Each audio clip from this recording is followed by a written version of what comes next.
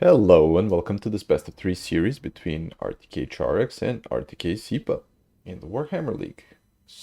It is currently 1-1 between the two of them. And yeah, let's see how it goes. Be sure to like and subscribe for more games. And yeah, today we have Wood Elves versus Vampire Counts. Oof. Interesting choice, especially from Sipa to go into Vampire Counts. One, I haven't seen him play Vampire Counts that much, honestly. And two, it does not sound like a fun time facing so many Elven archers that can just shoot you down and then kite you from the side of the Wood Elves, especially if you're going into something like a huge map like this, which is Rift at World's Edge. Like, it is a line map, so it is pretty good for, like, stuffing your opponent, but it is pretty big, honestly, and I am not sure how this will go. So, let's analyze the armies. We got a Glade Lord on his little stag thing. Yep, so he has Heirs of Kurnus, Prey of Anathema, all the standard stuff. So, if there is a lord, that lord will be susceptible to sniping with just a Prey of Anathema, probably the strongest spell in the game when it comes to like rooting and killing something. We got a Branch Wraith with Malkuths and Earthblood. We got a couple of Dryads just going in to try and contest one of the objectives. This is again, this map specifically doesn't have like the biggest of Vanguard points, so it is understandable that Czarix wants to capture at least one of the objectives before the undead roll in. And yeah, on the side of, other than that, we just got a couple of Glade Guard, a Zote, and a couple of Eternal Guards. So nothing special, nothing crazy from the side of the Wood Elves. From the side of the undead, we got some Grave Guard, the Sternsmen. These guys are absolutely unkillable. Like, they have silver shields, 90 armor, are huge HP pool, like super strong unit, great melee defense. They're gonna grind forever. We also got the standard double White King. They're spread out. Again, more Grave Guard, more zombies, and we have a core of Knights. So it's going to be Black Knights and Black Knights.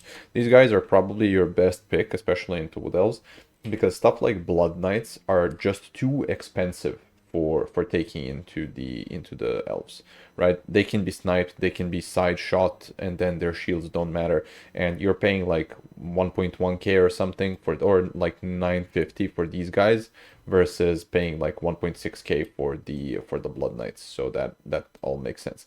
We also have a Lamian Vampire Lord. And also, Sipa going full roleplay, actually taking the Lamian Sisterhood banner too. 110, very resistant to also sniping with the spell resistance. So if there was something like a Doom Bolt, let's say, this lady is just about unkillable. And she also has the lightning reflexes, which is the plus 20% damage resist. This is again there to counter something like the Prey of Anathema and a sniping attempt. So pretty cool to see that, yeah, he thought of the snipe, which is probably the most usual way that you lose to Wood Elves is just having your Lord sniped, right? And it can be super annoying, especially considering it just takes a moment for your Lord to be sniped. All of the archers from the side of Wood Elves actually have fire whilst moving, so they can just chill out, go forward, pew pew, and then turn around, right? They're gonna do one volley, and then they're gonna back up, and even though there are like shields on these guys, just look at the damage, and that is just 2 Glade Guard, right? Now a third one joining in. Absolutely crazy. So tough to deal with, especially with the undead, considering they're like very slow. If you were a different faction and you have silver shields, you probably have like 35 movement speed, let's say, and then you can just move forward much easier. So also this guy is just not going to have any problems. Ooh, some friendly fire there. Yeah, this Stag Lord, Glade Lord is not going to have any trouble just going in and trying to bully any of the other units from the undead side, right? Because what is going to snipe him? There aren't any sniping spells. The only thing that can kill him is basically a White King or something. And Branch Wraiths actually have magic damage, so they're pretty good at trying to fight something like a White King. They're relatively similar stats, but yeah. Already one of the Black Knights basically getting crumped and yeah, taking some damage. This was probably a yeah, Scab's Wrath just coming in from the White Kings. Makes sense. they drop an Earthblood to try and stabilize that unit. And yeah, the Stearnsman absolutely getting wrecked. Oh my god, oh no. So he engaged the branch rate to stop them having proper shields, and then just went in. Oh, what a sniping attempt from the side of Czarix, man. The lightning reflex is not even having the ability to save the Lord, and the Lord actually insta-dies to the sniping attack. Man, this is why it's so annoying to play against freaking Wood Elves, man. Oh my god, look at this. Varix Reavers eating a Melkots from the back overcasted, so that they have more range, and then these guys just turning around and absolutely shredding them. They're not going to be, even with charging bonuses, they're not going to be able to sustain the damage. But we see at least one of the Glade Guard being compromised, and now we see Fellbats coming in. So on the other side of the map, we have Wraiths of the Frozen Heart just battling it out against the zombies and some more skeletons. But here, Bats coming in and actually stopping a couple of the archers from shooting, which is very nice. But there's still two more Scab Scrats here. And unlike most factions, losing your Lord on the Undead isn't that big of a deal. Because crumbling, even though it exists, it is like very, very minimal. So as long as you still keep... It's more about losing your caster, if your Lord is a caster, than losing your actual Lord. And so, also, the Direwolves compromise another Glade Guard, and Czarix is being pushed back. Over here, the Zotes are actually going in into the Konenstein Stalkers and the Wraiths of the Frozen Heart, alongside some Wild Hunters of Kurnus. They're actually taking home one of the objectives. And this objective, this is a big mistake by Sipa in not capturing the third objective here. It is very, very difficult to stuff a Wood Elf if you don't have them triple capped. So, and also on this side, it seems that now the Wood Elves also control that objective. So he is under very, very little pressure from the opponent, from Sipa, to actually like have beat him in a set amount of time. And then he can just value trade, right? He is already 3,000 gold ahead. And if he stabilizes even like two of these Glade Guard are not that expensive, man. Like these guys, if without anything, are 550. I believe like they're 650. He can even resummon a Glade Guard to just do the support. Though losing the Wild Hunters of Kurnus is not the best thing. Here it is still not game breaking, and he also sees that there is a corpse cart. Oh my god, what a beeline, man. He sees the corpse cart and he's like, okay, that thing is mine right now. I'm not gonna leave. I'm not gonna even have that 300 gold unit even approach the army, let alone actually support it with the Glade Lord. That is some MVP cheese play. So, other than that, let's check the back line. So very nice play from Sipa. Even with the crumbling bat unit, they're not gonna die that fast, and they can actually escort the Glade Guard Starfire shafts off the battlefield.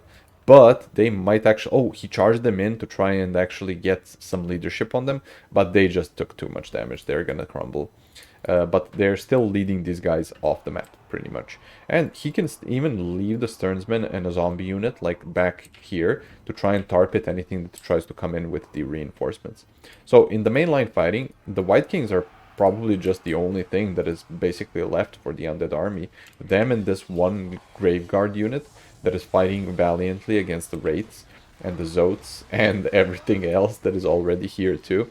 But they are also very close to crumbling. They're critical binding. And again, Graveguard, very nice unit fighting the Eternal Guard. It is going to be a slugfest. The branch rate is actually just the one that is turning around this fight. And Glade Lord just having the time of his life bullying this poor corpse cart. Killian would be very, very sad in seeing this spectacle fold out. He also tried to summon in a Vanguard Crypt Ghoul, but Czarix is very much on top of it with just defending each of the objectives. Because he knows that probably the main thing and the main way that he can lose is lose on objectives. But with such a big advantage so far, he has 4k, even accounted for healing. Both sides actually do have healing in this game, so the value difference here is actually accurate, depending on that. So he's not going to have a very nice time. We also see a Crypt Ghoul going into the Wraiths. That is very nice. They're gonna beat them, especially with the tattered state of the rates. But just having 2 White Kings and nothing else on the battlefield when you look at it, like this poor Stern's been chasing down the Glade Guard still. Like, you're not going to have the ability to actually win this. Dryads beating Crypt Ghouls. And when we turn around to the other side, there's just like 2 Crypt Ghouls and a zombie unit and 2 White Kings left for the side of the undead. And Czarix, seemingly, is just chilling on his objective, not even trying to contest over here, because, again, these guys are hidden, so they are not even seen that they're coming in. Oh, now he actually discovers them, so he might actually react to them. But yeah, this game is looking like it's pretty much over, sadly, for Sipa. So in the finals, he actually got beat by Czarix, and it seems that again in the in the group stages he ended up actually facing him again and also seemingly losing. But yeah, I can just zoom out a bit here to look over the proper way. I see Dire Pack coming in here, but again, he just moves his Glade Lord because he knows he can potentially lose him to Dire Pack, and just stops even the Glade Riders from coming in. The Glade Guard are coming to escort them. There's Eternal Guard very near there, and Sipa is trying his best, but it's just not going to be enough. Also, while Lost Sylvan Knights coming in, the ROR Christmas Cav, and yeah, as soon as I go in and actually Sipa notices them, it is pretty much over. Very well played to both players. The first 2 games were super close and extremely exciting, and a very, I'd say, bad matchup for Sipa, and also very unfortunate instant snipe on the Lord that happened to him at the start. So he was at a disadvantage from the very beginning. And this happened, like, I feel for Sipa, man. This is pretty much the same way that my Zinch game against Max the other day went to. I just went in too hard, and then it got Lord sniped when I wasn't paying attention too much, and it was just insta death from there. So let's check some value. Glade Lord just going in, bullying the Corpse Cart and some other units. Rates doing fine. Glade Guard, all of them paying for themselves, of course. Like Undead, very slow. They can't really contest. Wraiths doing fine. Dryads are just generally good in this matchup. Sylvan Knights, Great Stag Knights doing good. Hunters of Kurnus, Sylvan Knights, everything just making sense. Again, probably the only thing that we will see that got value in this game are like the White Kings. Graveguard actually paying for themselves is pretty surprising considering how much damage they took on the charge. And yeah, these poor Black Knights just got bullied by the Glade Guard shooting in them.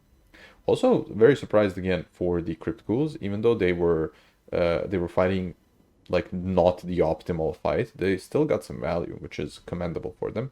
And yeah, just an unfortunate series of events, and unfortunate, honestly, pick from Sipa when it comes to this.